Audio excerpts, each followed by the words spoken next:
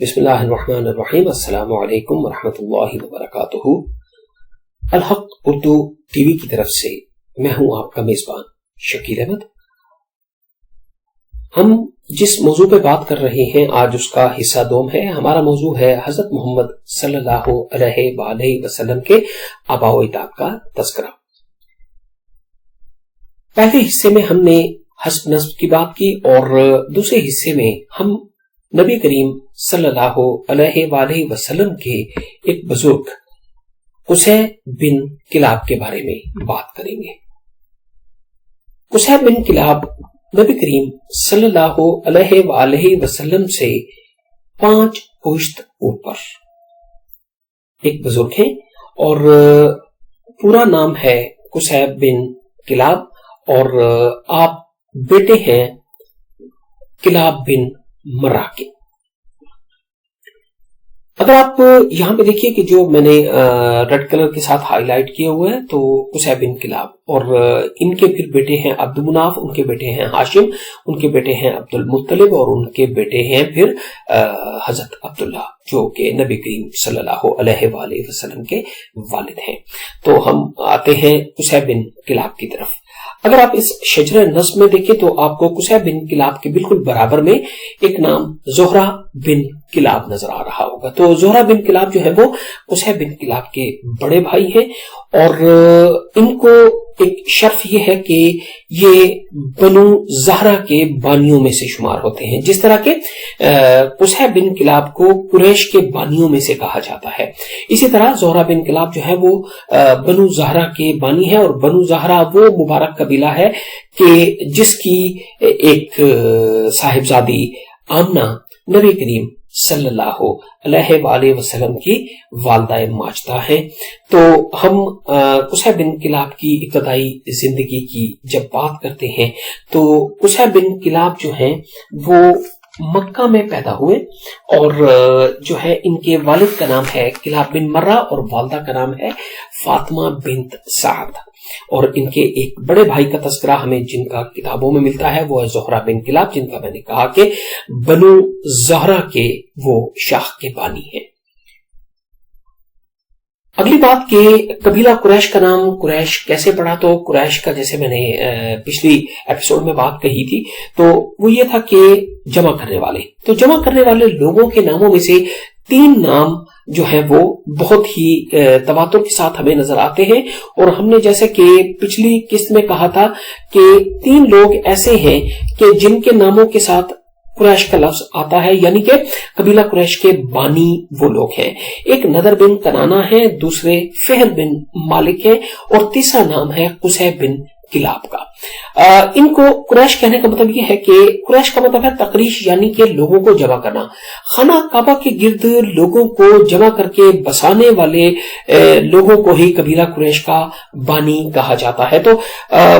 ایسا ہے کہ 3 مختلف ناموں کے اوپر لوگوں کا مختلف روایات ہیں کہ آیا نضر بن کنانہ نے قبیلہ قریش کی ابتدا کی، یا فہر بن مالک نے قبیلہ قریش کی ابتدا کی، یا قصی بن کلاب نے قبیلہ قریش کی ابتدا کی۔ قریش کا مطلب یہ ہے کہ لوگوں کو آ کے اللہ کے گھر کے ارد گرد بسانا اور تقریش کرنا یا مجمع جمع کرنا۔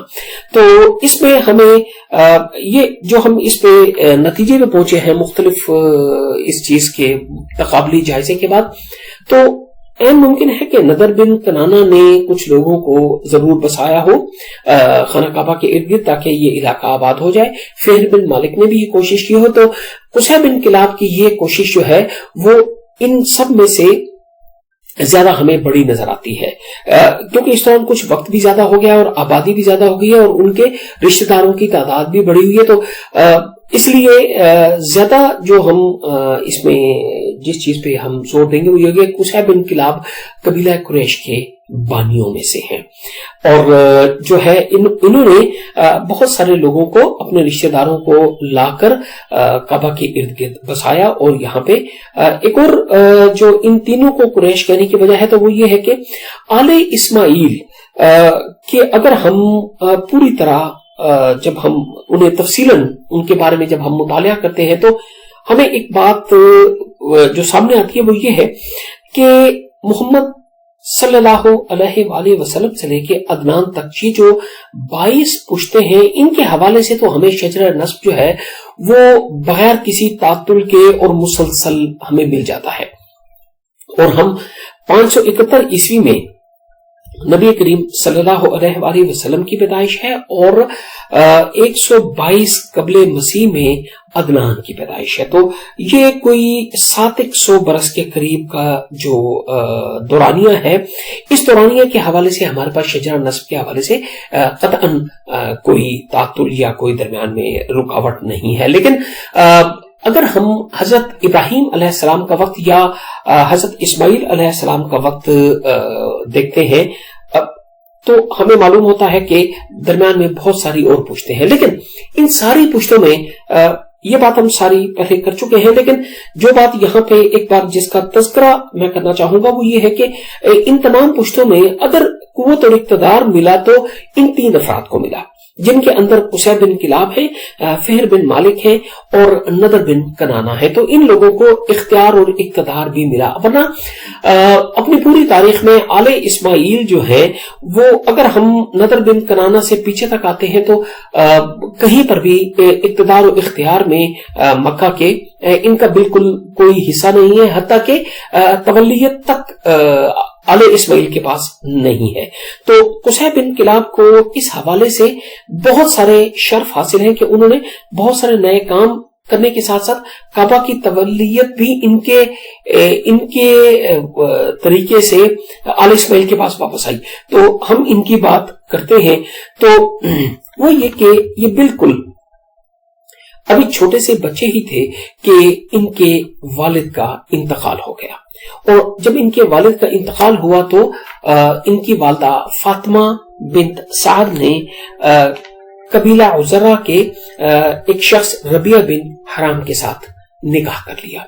और जब उन्होंने उनके साथ निकाह किया तो चूंकि जो उनका कबीला था, उनके नए खवंद का या इनके सोतेले बाप का, कुसैब बिन किलाब के सोतेले बाप का जो कबीला था वो शाम के गिरदो नवाह में रहता था। तो निकाह के बाद इनकी वालदा अपने बेटे को साथ लेकर चली गई शाम को। ये शाम में ही पले बड़े और जब ये बड़े हुए तो उस वक्त तक जिस तरह हमें जो शवाहिद मिलते हैं, जो हमें तारीख के हवाले से जो बातें अखज़ की जा रही वो ये है कि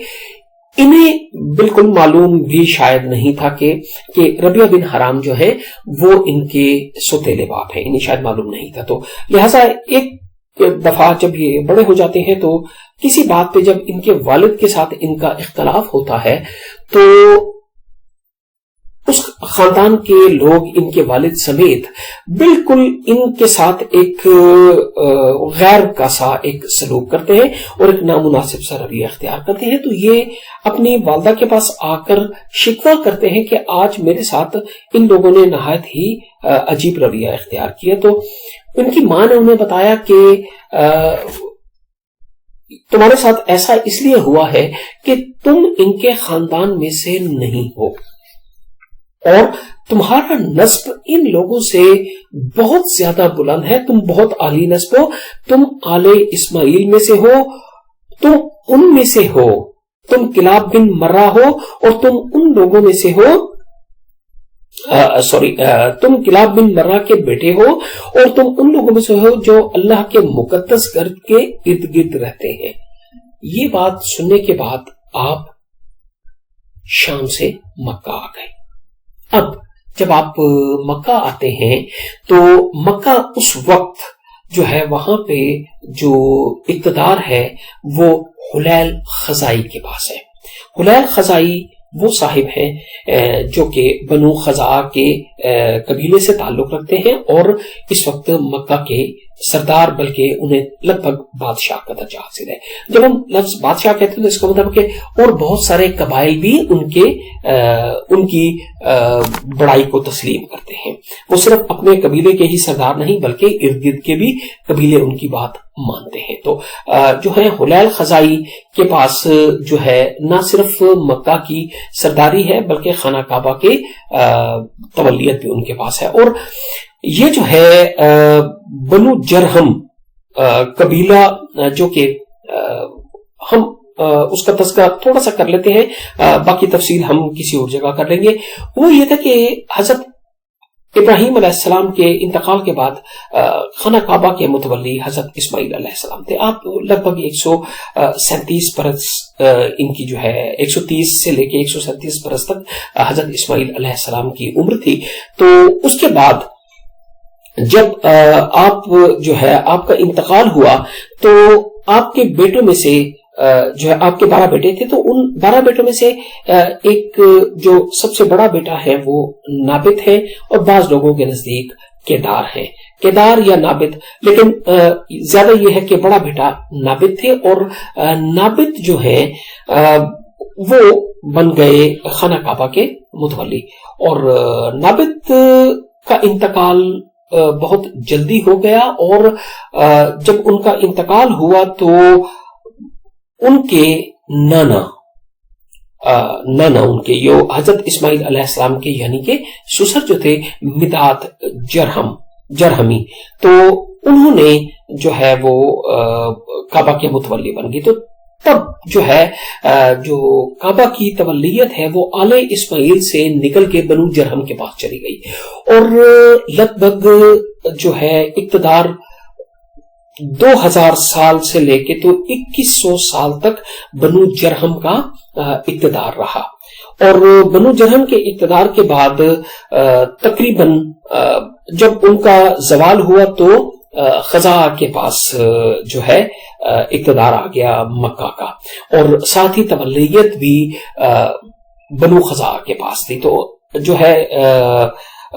جب قصی بن کلاب آتے ہیں مکہ میں تو اس وقت حلیل خزائی جو ہے وہ مکہ کے حکمران ہیں، اور آپ یہاں پہ آتے ہیں، اور انہوں نے وقت کے ساتھ ساتھ یہاں کام کرتے ہیں، کچھ طاقت حاصل کرتے ہیں، کچھ اثر و رسوخ حاصل کرتے ہیں، جس کے بعد یہ حلیل خزائی کو ایک ریکویسٹ بھیجتے ہیں کہ میں آپ کی بیٹی حبہ سے، یا بعض جگہوں پہ حبی ہے لیکن حبہ زیادہ کرینے کے آسا، تو میں حبہ کے ساتھ، آپ کی بیٹی حبہ کے ساتھ شادی کرنا چاہتا ہوں۔ تو وہ نکاح منظور کر لیتے ہیں، اور اس طرح سے آپ جو ہے حبہ سے شادی کر دیتے ہیں۔ اب آگے یہاں سے بات یوں چلتی ہے کہ حبہ سے شادی کے بعد جب حلیل خزائی کا انتقال ہونے لگتا ہے تو اس سے پہلے ایک لڑائی چھڑ جاتی ہے کعبہ کی تولیت اور کعبہ کی چابی کی، کلید برداری کی۔ تو ایسے میں جو ہے ان کے بیٹے بھی سامنے آتے ہیں، اور ہر بیٹا جو ہے وہ بھی اپنی طرف سے اس کا دعوے دار ہے ان اثر و رسوخ کا۔ تو بات لڑائی سے ہوتی اور اس دوران جو ہے وہ یہاں تک پہنچتی ہے کہ جی کیوں نہ چابی حبہ کو دے دی جائے۔ تو چابی جو ہے وہ حبہ کے نام پہ سب کا اتفاق ہو جاتا ہے، لیکن حلیل خزائی اس کے بعد یہ فیصلہ کر کے ان کا انتقال ہوتا ہے کہ حبہ کی بجائے ان کے میاں قصی بن کلاب کو کعبہ کی تولیت دے دی جائے، اور وہ متولی اور کلید بردار بن جاتے ہیں۔ تو اس طرح سے لگ بھگ کوئی 2300 سے 2400 برس کے لگ بھگ 2300 برس کے بعد جو ہے وہ کعبہ کی تولیت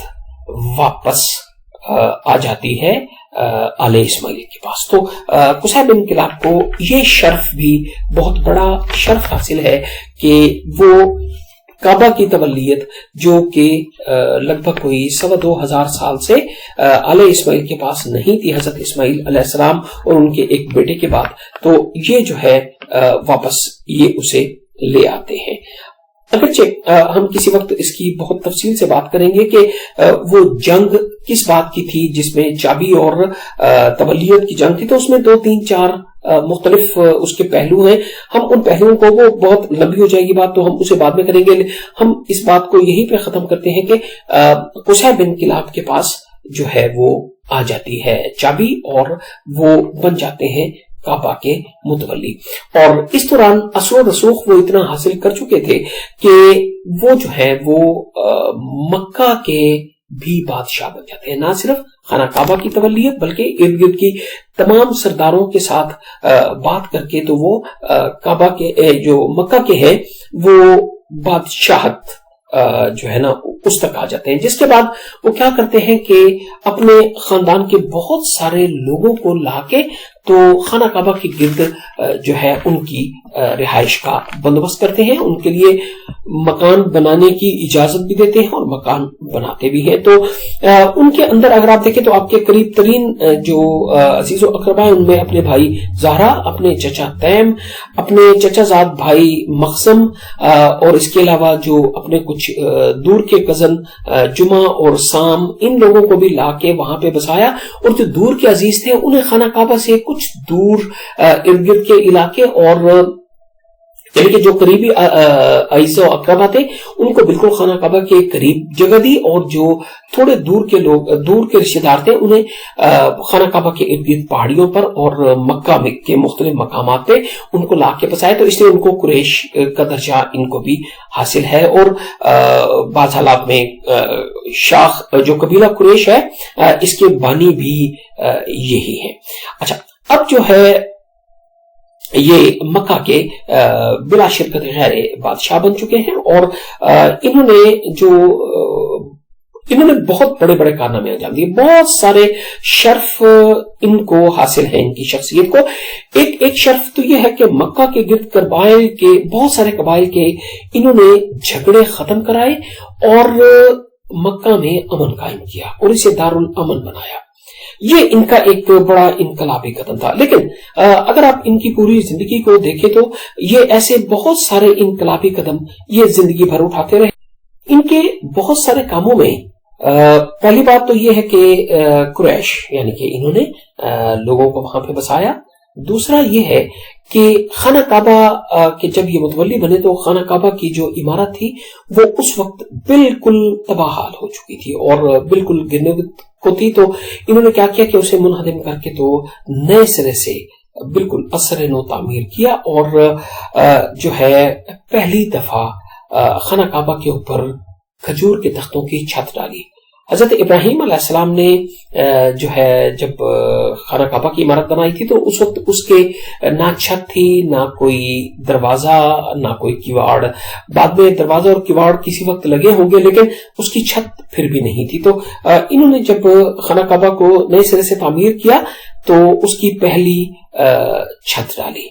اچھا, اور اس کے بعد ایک اور ان کا جو ایک بڑا قدم ہے وہ یہ تھا کہ عربین ہسٹری یا عربی تاریخ کا پہلا ٹاؤن ہال یا اسمبلی ہال انہوں نے بنایا. اسے دارالمشورہ یا دارالندوہ کہتے تھے, اور وہ ایک ایسا مقام تھا کہ جہاں پہ تمام سرداران اور تمام جو لوگ ہیں وہ اپنے مختلف معاملات کے حوالے سے وہاں اکٹھے ہوتے.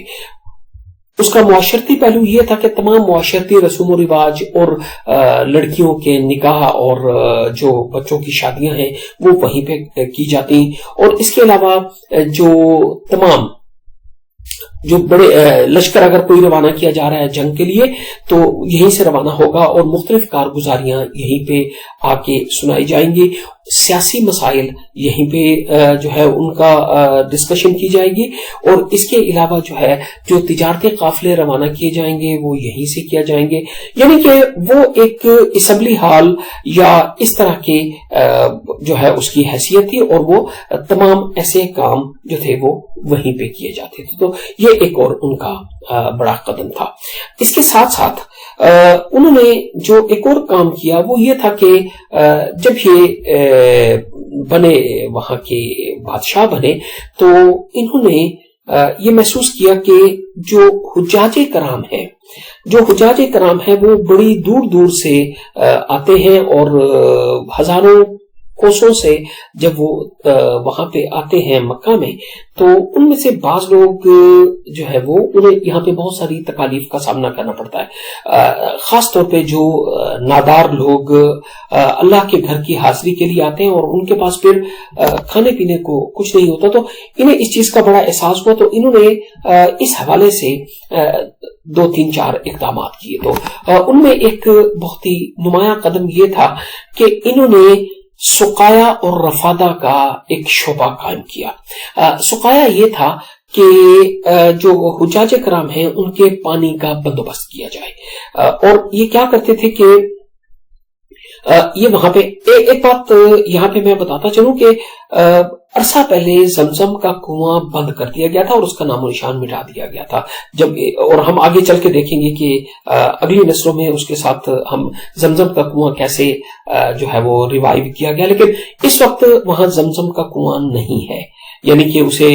جو تھے وہ بنو جرہم بالکل تباہ کر کے گئے تھے۔ تو یہ کیا کرتے تھے کہ جس جو زمزم کے کنویں کے ارد گرد کے علاقے میں انہوں نے بڑے بڑے چمڑے کے بڑے بڑے برتن، انہیں آپ چمڑے کے حوض کہہ لیں، تو چمڑے کے حوض بنوائے اور زمزم کے ارد گرد کے علاقے میں جو کہ خانہ کعبہ کے بالکل قریب تھا وہاں پہ پانی بھر کے رکھتے تھے، اور حج کے دنوں میں مینا میں بھی جو ہے وہ حجاج کرام کی سہولت کے لیے وہاں بھی پانی بھروا کے رکھتے تھے، اور اس پانی کو تھوڑا میٹھا کرنے کے لیے اس کے اندر کشمش اور کھجور بھی ڈلوا دیتے تھے۔ تو ایک یہ ان کا سقایا کا اس گرم علاقے میں یہ ایک بہت بڑی خدمت تھی جو انہوں نے صرف اللہ کے مہمانوں کے لیے انہوں نے وہاں پہ پیدا کی۔ اس کے علاوہ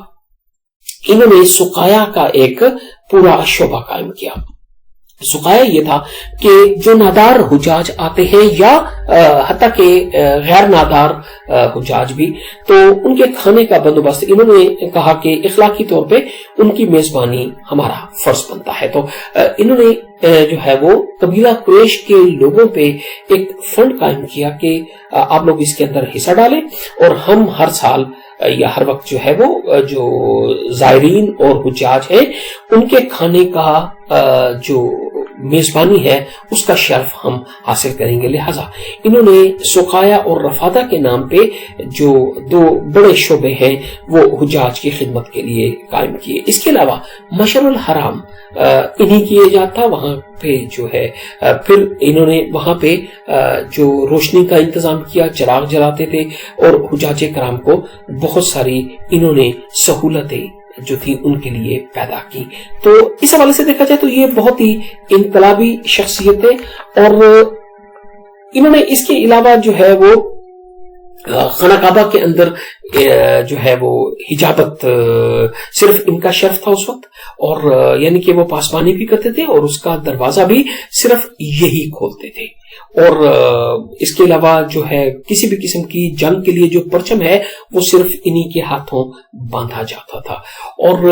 یہ بہت سارے جو تھے وہ مناسب وہ قصے نے خود اپنے لیے جسے کہنا چاہیے پیدا کیے، یعنی کہ جو آپ صرف سقایا اور رفادہ کا کام دیکھ لیں، اور جو ہے اس کے علاوہ دارالندوہ کا کام دیکھ لیں، اور یہ خود اتنے بڑے اقدامات تھے کہ ان کا نام تاریخ میں بہت ہی جسے کہنا چاہیے ایک تفصیلی طور پہ ان کے یہ اقدامات کا اندراج ہے۔ تو ہم یہاں پہ اپنی بات ختم کرتے ہیں، اگرچہ قصیب انقلاب اور تولیت کعبہ کی تولیت کے حوالے سے ہمارے پاس کہنے کو بہت کچھ ہے، لیکن یہ پہلے ہی خاصا طویل حصہ ہو چکا، تو اس لیے السلام علیکم ورحمۃ اللہ وبرکاتہ۔